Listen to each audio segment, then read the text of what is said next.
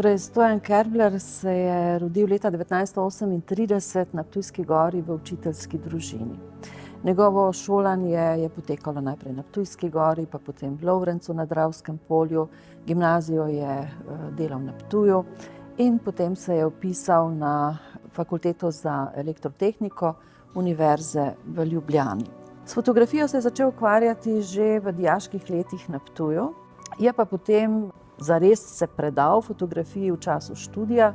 Bil je vpisan v več študentskih fotoklubov, posebej pomemben pa je bila fotogrupa Šolt, ki jo je skupaj z več kolegi leta 1963 ustanovil v Ljubljani. Po končanem študiju leta 1965 se je Stojan Kerbler zaposlil v tovarni Glinice in Aluminija v Kidričevem in se hkrati včlanil v Fotokino klub Maribor. Tako je postal član neke ožje, bolj ambiciozne skupine fotografov, ki so leta 1971 pripravili zelo odmevno, naravnost prelomno razstavo z naslovom Mariborski krog. Istočasno je začel tudi sam samostojno razstavljati. Leta 1971 so bili prvič predstavljeni njegovi portreti s Ptujskih ulic, leta 1974 Haložani in leta 1982 Koline. To so trije ti njegovi osrednji in tudi najbolj znani ciklusi. Ves čas je Stojan Kerbler fotografiral tudi v okolju tovarne. Povabili so ga k temu, ker so potrebovali fotografije za tovarniški časopis Aluminij. Ampak seveda je Stojan Kerbler ta nivo reporterske fotografije daleč presegel, tako da danes eno veliko skupino njegovih tovarniških fotografij vrednotimo kot neko zaokroženo celoto. Torej, po letu 2000, ko se je upokojil, se je njegova fotografija kar nekoliko spremenila. Tisto, kar smo vsi takoj opazili, je bilo, da so na fotografijah umanjkali ljudje, ki jim je bil tako zelo naklonjen dolgo časa v svojih osnovnih serijah. Ob 80-letnici so mojstru v Moderni galeriji pripravili veliko retrospektivo in leta 2020 je prejel Prešernovo nagrado za življenjsko delo, prvi fotograf s takšnim častnim nazivom in tudi prvi Ptujčan, če lahko to še dopolnim, ki ga je doletela takšna čast. Današnji pogovor je namenjen razstavi, ki bo 25. maja odprta v razstavišču Izuma. V času, ko ste delali fotografsko kariero, pravzaprav fotografija v slovenski umetnosti ni imela svojega pravega mesta. Kako pravzaprav vidite mesto fotografije pregledu novejše slovenske umetnosti? To je zanimivo vprašanje. Fotografi se vedno moramo boriti za svojo pozicijo. Zdaj, če mimogrede omenim, pred vojno je bila fotografija že uveljavljena kot likovna zvrst. Fran Krašovec je samo v Mladiki objavil preko 500 fotografij, s tem, da je bil urednik Finškar, likovni urednik pa Karl Dobida. Se pravi, fotografija je imela takrat že pozicijo. Po vojni so dejansko v Sloveniji prevladovali fotografi, ki so že pred vojno fotografirali in niso sprejeli nič drugega kot tisto, kar so prej delali.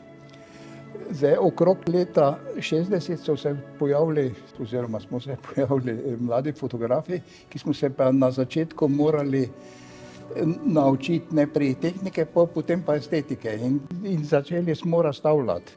Sčasoma smo se ti mlajši fotografi pravzaprav razvili in razvile sta se dve skupini, da rečem. Eno je bil Fotoklub Maribor, drugo pa Fotogrupa Šolt Ljubljana, ki se je en čas tudi Fotoklub Ljubljana imenovalo. So pa dejansko mladi fotografi, ki so se začeli v fotoklubu, potem postali profesionalni fotografi. Recimo od Joca Žnideršiča, Pejka, Stojka, Pukšiča, Riglerja. 70. leta je bil pri Gorenjskem muzeju v Kranju ustanovljen kabinet slovenske fotografije. Kabinet je potem, poleg tega, da je nastajala stalna zbirka, je pripravil kup preglednih ali pa monografskih razstav posameznih fotografov ali pa združenj. Po drugi strani je pa potem dejal pripravo razstave iz celega obdobja, od začetka fotografije do leta 83 v različnih obdobjih. V tem času se je dejansko zgodil Mariborski krog leta 71, ki je dejansko pomenil neko spremembo, drugačno gledanje. Zdaj, oče tega gledanja je bil dejansko Zmago Jerej, ki se je takrat vrnil iz Anglije, kjer se je tudi srečal aktivno s fotografijo. In smo pripravili dejansko razstavo. Mislim, širša strokovna javnost je opazila, da fotografija nekaj pomeni. In tako se je med letom 1977 do 1984 so 4 slovenski fotografi dobili nagrado Prešernovega sklada. Recimo zanimivo, 82. leta sem jaz imel razstavo Haloški ljudje v Cankarjevem domu. In Cankarjev dom je rekel, vse fotografija ne spada v taki kvalitetni, taki umetniški hram. Ne? Na koncu je prevladalo mnenje, da sem 2 leti prej dobil nagrado Prešernovega sklada. In tako je bila prva razstava, fotografska razstava v Cankarjevem domu, ki je takrat še bil v nastajanju. Čez 10-15 let je pa Cankarjev dom postal eden najpomembnejših fotografskih centrov v Sloveniji. S tem, da če rečem, da Moderna galerija je oddelek za fotografijo ustanovila leta 1991. Točno 50 let po tistem, ko se je v New Yorku v Muzeju modernih umetnosti ustanovil prvi fotografski oddelek. Torej, 71. leta je bila ta prelomna razstava, prelomna ne samo za slovensko, pač pa tudi jugoslovansko fotografijo. Nekaj pa je bilo seveda tudi ljudi, ki so razumeli, v čem je pomen tega konceptualnega pristopa v tej skupini fotografov. In Aleksander Basin je bil pravzaprav prvi, ki je pisal res pozitivne kritike in nekako trasiral potem pot tovrstni fotografiji. Leta 1965 sem se članil v klub, ne, in takrat smo začeli dejansko intenzivno pošiljati fotografije po razstavah. V klub je prišel tudi Branko Jernejič, ki je nek tako skupinsko razstavo doživel v Fotoklubu Zagreb. In dejansko smo intenzivno v leta 70 pripravljali to razstavo. Poleg tega, da smo pošiljali, se je izbiralo slike za to razstavo. S tem pa, da je sodelovalo najprej 13, potem v zadnji verziji 15 avtorjev, ampak več kot polovica jih je imela po eno sliko. Ne. Tisti glavni avtorji so imeli več fotografij. Ne. Prvič je bila razstava postavljena, to je bilo v Starem Rotovžu. Mislim, jaz trdim, da je pravzaprav Mariborski krog je samo tista prva postavitev leta 1971, ki smo jo priredili v Ptuju. Zanimivo pa je, da ta razstava ni dokumentirana, niti kataloga, razen skromno vabilo je bilo za otvoritev. To je vse na nek način bilo organizirano na amaterski osnovi. In posledica Mariborskega kroga je to, da je potem nastala akcija Nova fotografija. To je imela več repriz, kjer je razstavni salon Rotovž, ena galerija z Zagreba, ena iz Beograda pripravila razstavo Nova, kjer je bila res nova fotografija. Ne, danes to imenuje vsako fotografijo, reče Nova. Torej, zdaj, če se osredotočimo na Dvoršaka, ki je res osrednja figura, ne, on je praktično vse svoje fotografije naredil nekje na obrobjih industrijskega Maribora, v teh neprijaznih, tudi neestetskih predmestjih. Veliko je črnih površin, ne, take težke zgodbe so to. Medtem ko vaša fotografija je bistveno svetlejša, nastajala je na Ptujskih ulicah in v Halozah. In poleg tega je tu še v vaši fotografiji kar nekaj svojevrstnih pravil, ne, ki ste si jih postavili, so prav vam lastni, ne, kako bi zdaj ta preplet vsebinskih namer in pa nekih tehničnih rešitev, kako bi zdaj to predstavljali? Res je, da jaz nisem v bistvu tipični avtor Mariborskega kroga, ne, zato sem na razstavi imel 4 fotografije. Jaz sem vse skozi slikal ljudi, ne. Lahko se bi več izbralo, saj sem dejansko praktično isto leto, čez par mesecev imel samostojno razstavo Portreti iz Ptujskih ulic. Se pravi, to ni šlo v koncept, premočen vpliv bi lahko imelo na tisto enovito celoto, če bi dali več mojih fotografij. Ne. Po drugi strani pa jaz sem recimo Portrete iz Ptujskih ulic slikal najprej obraze. Ti obrazi so imeli izredni uspeh na razstavah, posebno v tujini, pa v Jugoslaviji tudi. Potem sem se pa nekako odločal, zakaj ne bi šel slikati v Haloze, ne? Saj sem Haložane, mislim, sam sem Ptujske gore, z očetom sem hodil v Gorico na Janški vrh. Se pravi, da sem te ljudi poznal. In sem dejansko takrat sem iskal različne objektive, pristal sem na 28 mm objektivu in horizontalno. Pa še nekaj ljudi postavil na sredo slike, pa še mene gledajo. In to so na začetku žiranti slovenski imeli hude probleme s tem. Ker to zdaj kaj, če portret slikaš, prvič se ne sme gledati, drugič pa ne sme videti na sredi slike, ne. Ampak široki kot je pomenil to, da je bil ves prostor oster, da človek ni bil več samo človek, ampak je bil del nekega prostora, s tem, da ko sem ljudi v Halozah postavil tam, ko so doma, so bili bolj sproščeni in sem dejansko več povedal, ne samo o človeku, ampak o okolju, kjer živi. Seveda sem potem spretno poskušal, da sem slike prenesel, pa da sem prišel v hišo, da sem lahko tudi znotraj fotografiral, ne. To je v bistvu. No, torej, ljudje je naslov tudi ene od monografij, ne? Ja. Torej, res je bila dolga desetletja, so bili ljudje osrednji motiv, ne? Torej tisto, kar vas je najbolj zanimalo, ne? Ampak potem se pa po letu 2000 nekako te stvari kar spremenijo. Že tovarniška fotografija je po letu 2000 postala drugačna, torej z nje so izginili delavci. In enako se je potem zgodilo tudi z drugimi fotografijami in ob 70-letnici ste javnost presenetili z razstavo naslovljeno Dvorišča, ne? Torej, gre za fotografije ptujskih dvorišč, teh starih ptujskih mestnih hiš, na katerih ni nobenih ljudi, so pa seveda njihove sledi, jasno, da, ne. Kako bi vi zdaj pojasnili to umanjkanje človeške postave? To je zdaj dvojno. Najprej se je dejansko to zgodilo v tovarni. Jaz sem do 2000 še bil tam v službi in sem poskušal ljudi slikati, pa nekako ni šlo več, pa en čas nisem razumel, zakaj. Potem sem pa ugotovil, da to niso tovarniški delavci, ki so imeli svojo tovarno za fabriko. To so bili sposojeni agencijski delavci, ker se ni vedelo, kako dolgo bo ena ali pa druga elektroliza obratovala. In ti ljudje so hodili v službo in niso več bili ta pravi. In zato sem takrat začel objekte slikati, ali je to bilo v elektrolizi oziroma okrog elektrolize ali pa v glinici, ne. V Halozah se je pa nekaj druga zgodilo. Ko sem jaz začel slikati, dejansko bilo življenje tako, kot je desetletje pa stoletje, se ni spremenilo. Potem je prišel asfalt, so prišli avtomobili, avto ni bil več drag in je dejansko ta razlika med mestom in deželo se je dejansko zelo zmanjšala in dejansko ni bilo več zanimivo.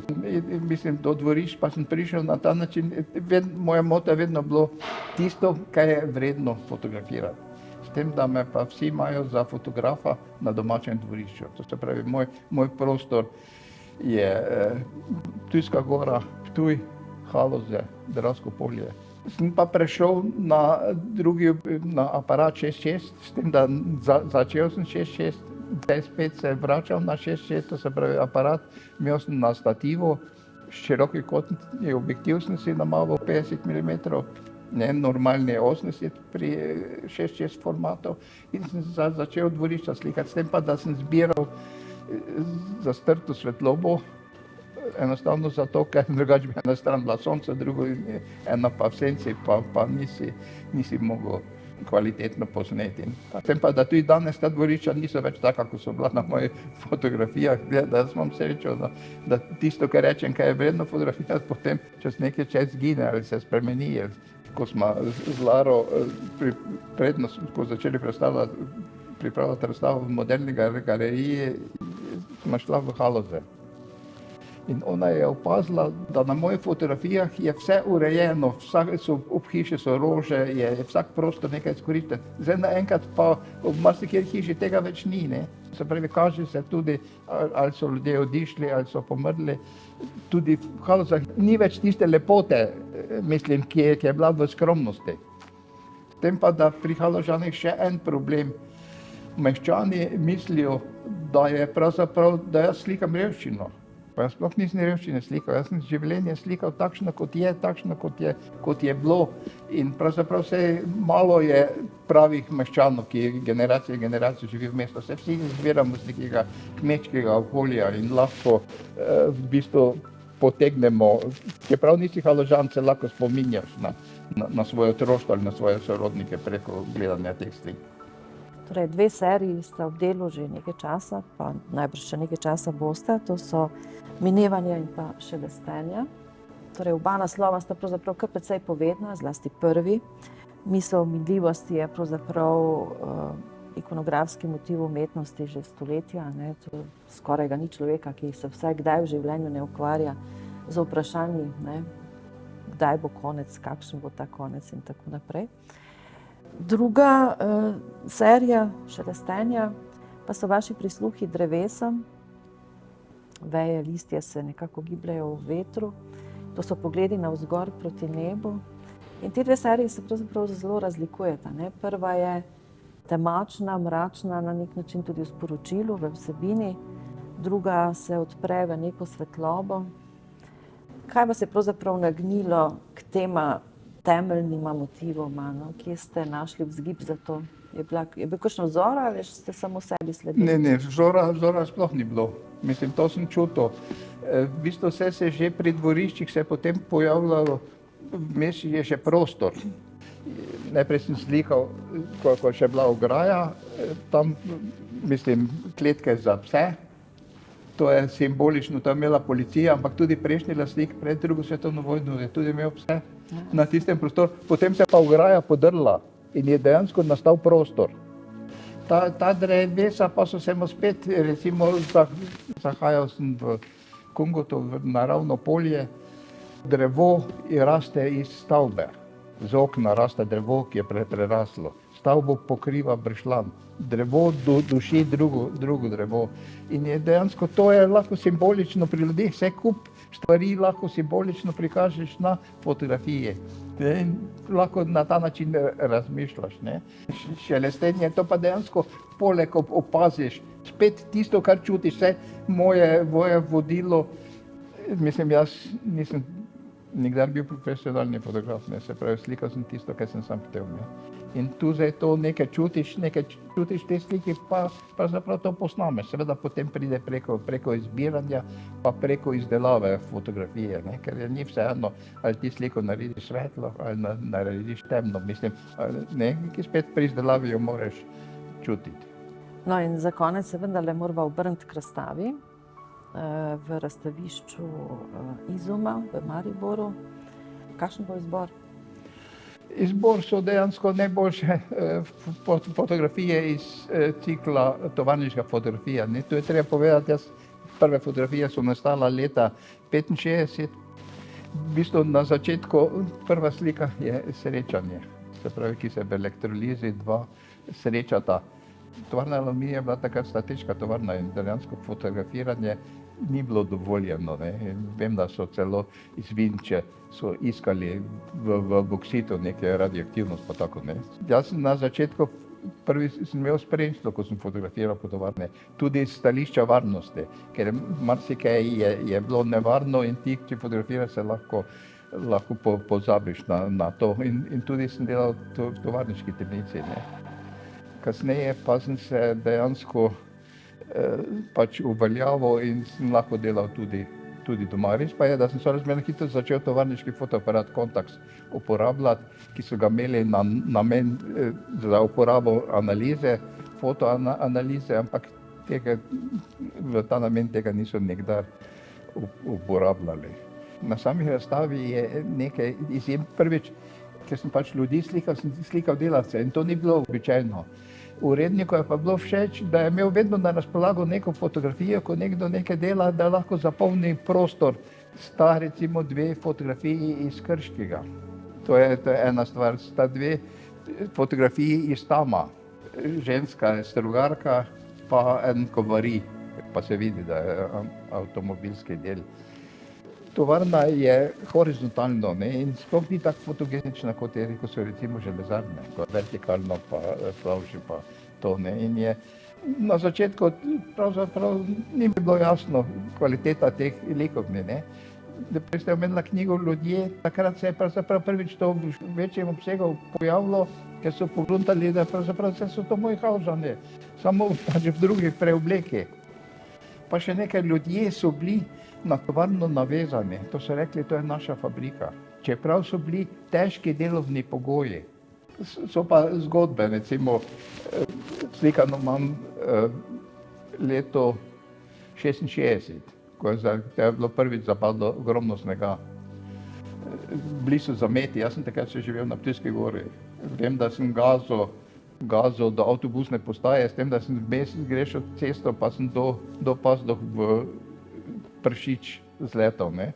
Iz Ptuja ljudje niso prišli in so bili, mislim, potem jih je direktor dal na disciplinsko. Ljudje s Haloz so pa prišli. Takrat so tudi nastale dve fotografije, eno kolona, ko hodijo vlak, mesto, da bi zjutraj prišel, mislim, pred 7 uro je prišel Benih. Tako da je kup takih dogodkov je, ki se pač pojavljajo na fotografiji. Ne. Torej, zelo se veselimo razstave in zahvaljujem se za pogovor. Ja, hvala.